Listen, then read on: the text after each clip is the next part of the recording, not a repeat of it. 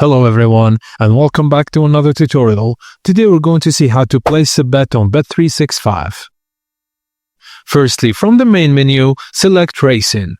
You'll see races listed by country and course. Each course shows the daily schedule of races in a numbered row.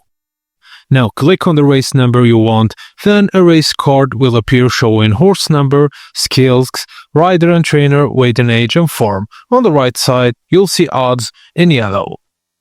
Now click on the yellow odds next to the horse you want to back, and this odds the horse to your betting slip.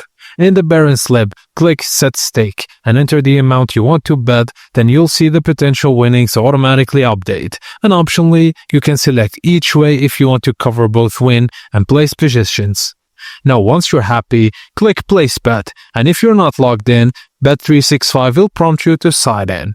And if your horse win or places if each way is selected, Bet365 credits your account balance automatically after the race. And that's it guys, as simple as that. Thank you for watching, and please don't forget to like and subscribe for more.